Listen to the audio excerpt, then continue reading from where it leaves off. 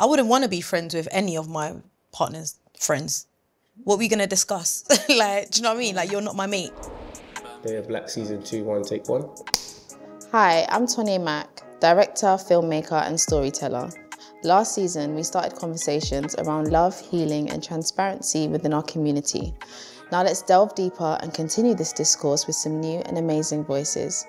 This is Dating Black. It's so love, it's so love, it's so love, it's so love, it's so love, it's so love, it's so love, it's so love, it's so love, it's so love, it's so love, it's so love. Have you ever fallen out with your friend over a love interest?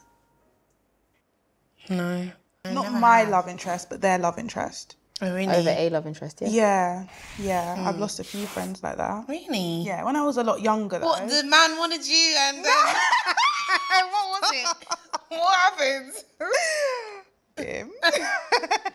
That's the reason. When me and my husband were dating, I had a friend who she knew that he and I were talking, but nothing had been like solidified. Like we weren't exclusive, but she knew that I was talking to him and she knew that I had feelings, like mad feelings for him, but she still tried to like slide in there. So I remember one time actually we were all out and she literally went up to him on a sly and she was like, oh, I can cook, I can clean.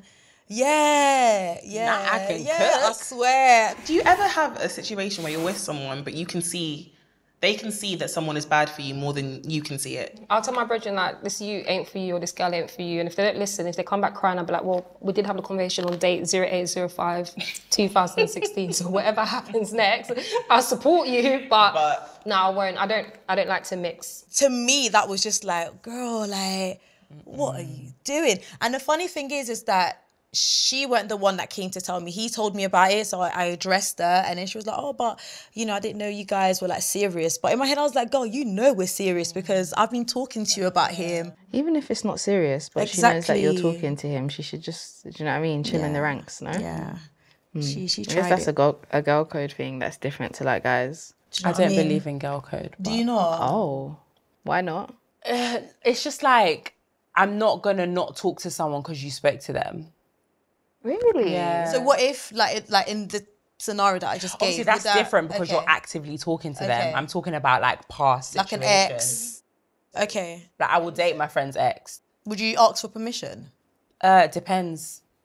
It depends. You date your friend's ex? I've done it before. Girl! Really? That's interesting. And I've told a lot of my girls that I'll do it, so they know my standpoint on it. Yeah. That's so interesting. I don't believe in that. I think it's silly. How much has your parents' relationship shaped your ideas of love and partnership? Ooh. I don't think it's polite to be asking these kind of questions.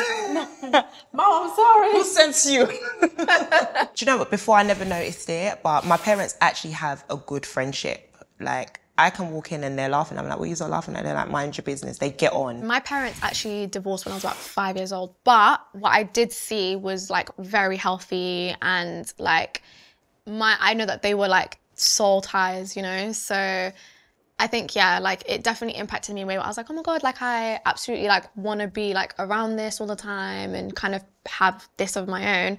But obviously once my parents split, I kind of just was like, no to men. Seeing the relationship between my mum and my dad showed me one that was like, that came down to very traditional roles, very functional as well. You know, you do this, I do that. The wife had to be, you know, ride and die, like all of that stuff. I think seeing the relationship between my mum and my stepfather has been mind-blowing, life-shifting. So it's shaped me in a way that I know that I need someone who can take my madness, because there's all different,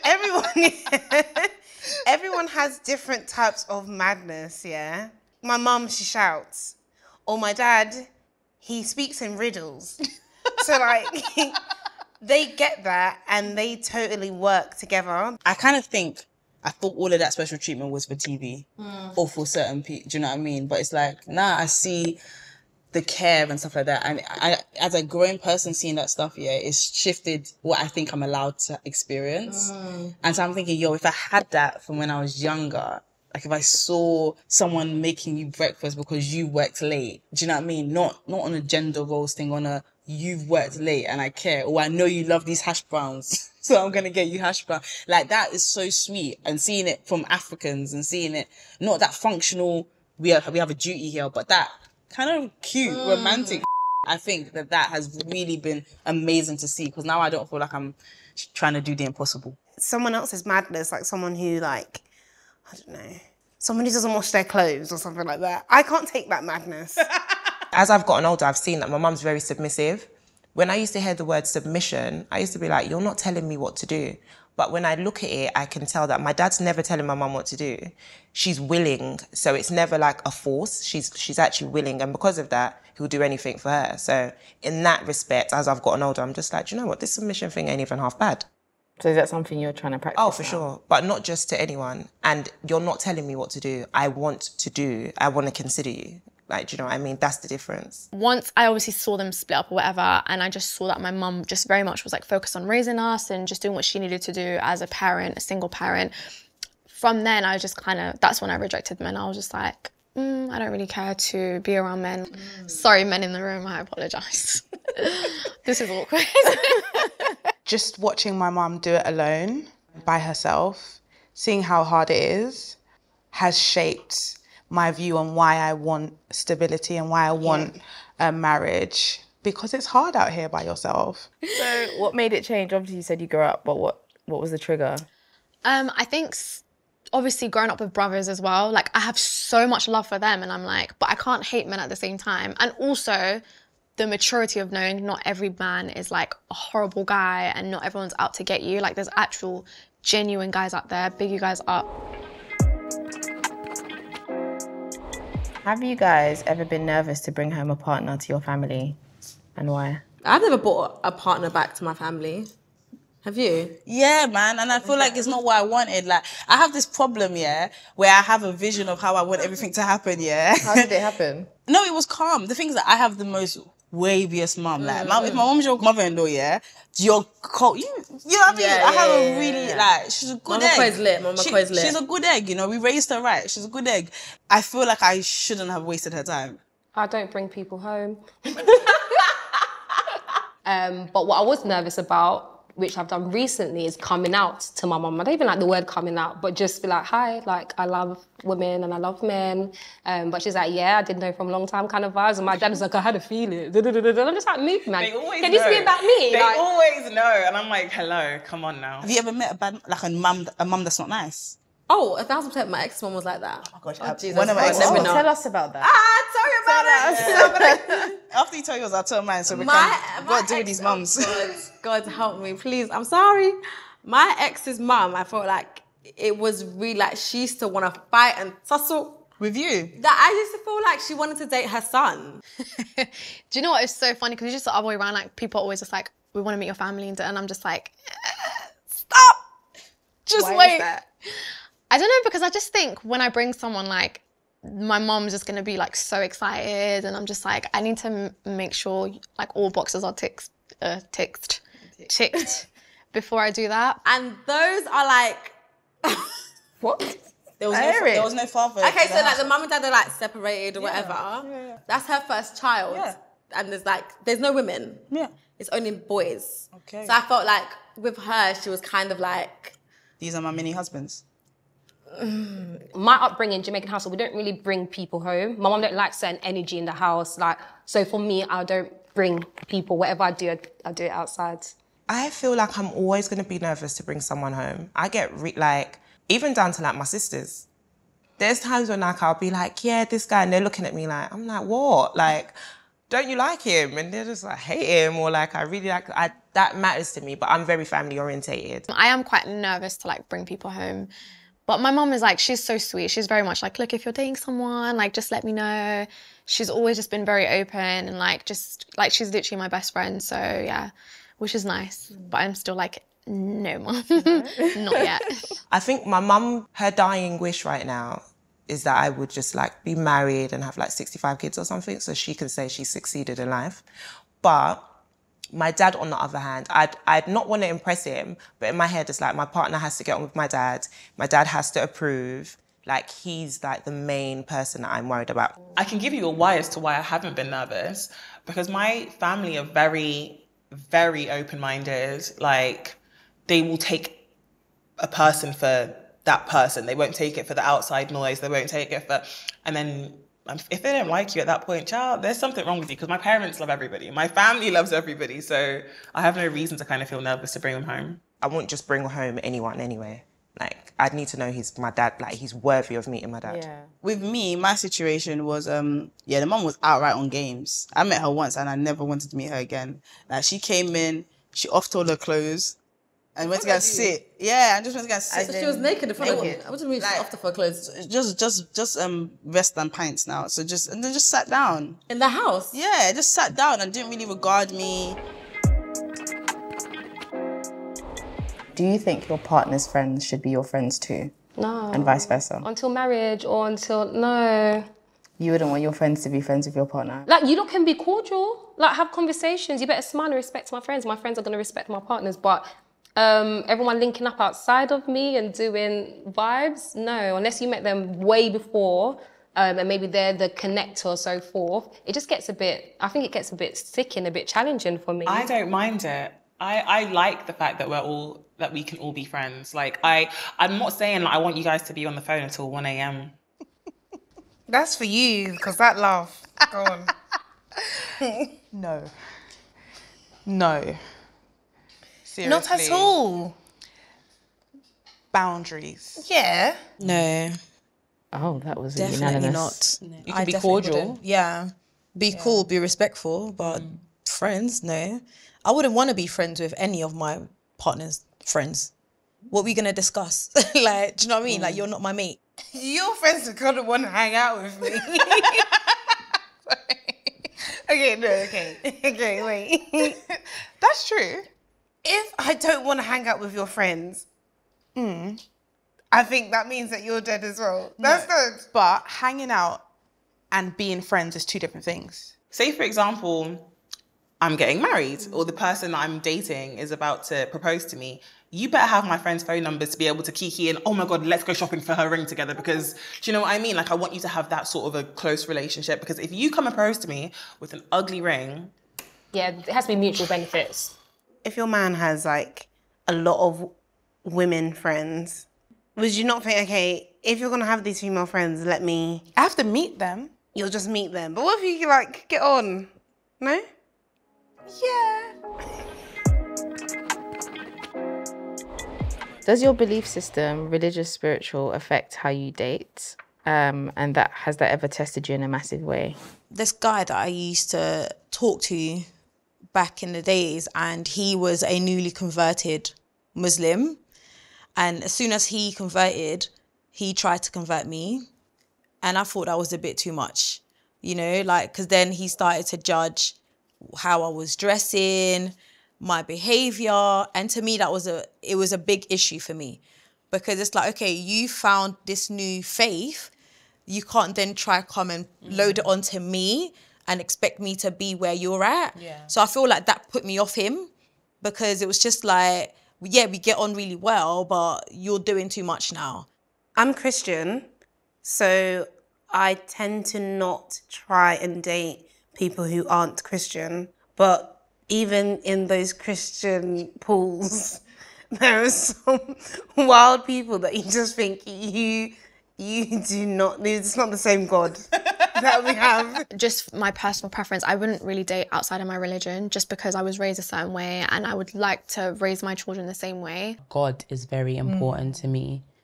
Me and Jesus we're dogs, you know what I mean? So I can't be with anyone that doesn't believe in God, sort of thing, in Jesus. I don't see myself actually actively dating a Muslim when I'm a Christian. I can't be bothered to try and make that work. At this stage in life, I don't see how I'm going to raise a child with two different belief systems. And maybe before that could have happened, but right now, I don't really want to, so I don't see myself opening up myself to that level of relationship where now we're accidentally raising half this and half that. Being born into a Muslim family and then being raised as a Christian, so it's always been kind of confusing to me. So the only time I would say that it was testing was when I was with someone and he was considering converting to Islam. Okay. And so that's when what I'd grown up believing had really been tested, because then I started doing more research. And I just feel like as long as you believe in God, that's what my grandmother says, as long as you believe in God, it's okay. I just know from the jump, like, it's probably not going to get anywhere. And obviously, if that person does change religion, I'd want them to do it out of their love of, like, finding out, like, how beautiful Islam is and going from there, rather than, like, them doing it for me, because, like, it's a lifestyle, I'd say, rather than doing it for me. There's been a time when I've found this beautiful man, and he had so many ticks. But he was Muslim, and he is like a devout Muslim. I feel like it would be an injustice to the wife that you could have, like being on the same level as you, same religion, like so that just didn't work. As a generation, do we have unrealistic or warped expectations of what a relationship should be? Yeah.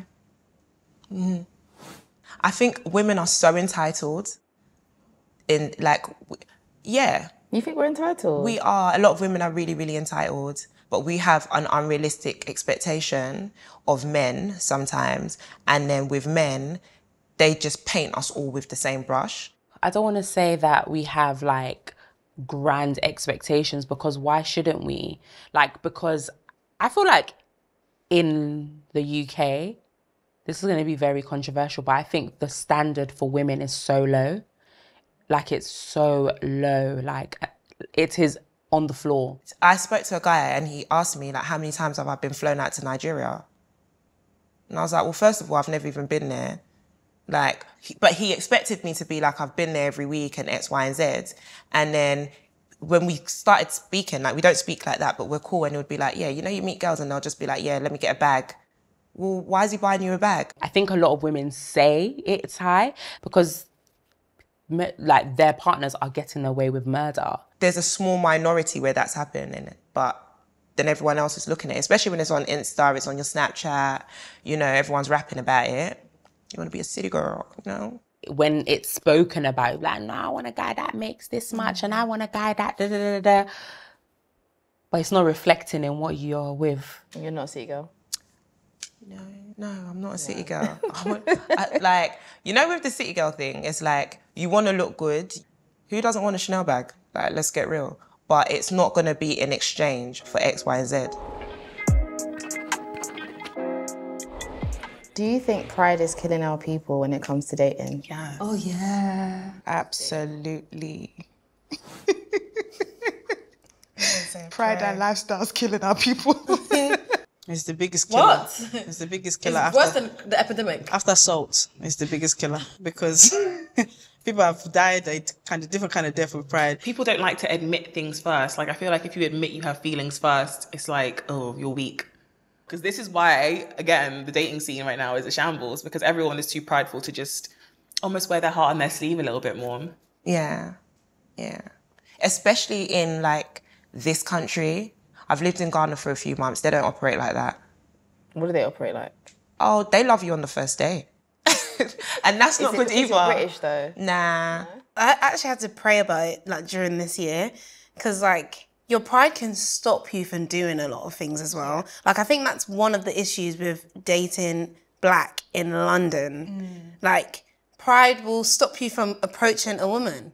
Or pride will stop you from approaching a man. There's moments where I've dropped my pride for someone and then I feel like an idiot. Oh, yeah. I feel like an idiot. Yeah. And then it becomes like, that becomes a dynamic. You know I'm prideful, you know I'm stubborn, so you need to be that person to overcompensate. And you're almost having that battle with yourself in your head, like, oh, should I, shouldn't I? Oh my goodness. Everyone's in a different situation. So you could have the people who, like, pride isn't an issue, like they can communicate, but then there is a lot of people who just go back and forth and, you know, they don't want to do certain things. I think originally, men were on, the pride thing was just making them move wild. I think women are tired of just sucking it up or just, you know, living this kind of like, I don't know how to describe it, like, it's not this idea that it's normal for women to sacrifice so much. I think a lot of women struggle with that now. They like, I don't need to do that. If they don't actually turn out to be the love of my life, oh, end of the world. And it's no, like, I think that is pride, our pride, and there's so much of it in London. If a guy approaches you here, you don't even want to look too thirsty. You go out and you're giving out your number. Sometimes you're like, can you put the phone to the side? Like, what is this? Your phone's just out here. No, it's actually embarrassing. It's so embarrassing. Or they'll be like, put your number in. I'm just like, oh. Pride is everybody's thing that we all have now. What was it? What did you call it? Hostile and ghetto. Yeah. Pride is the main ingredient for those tragedies.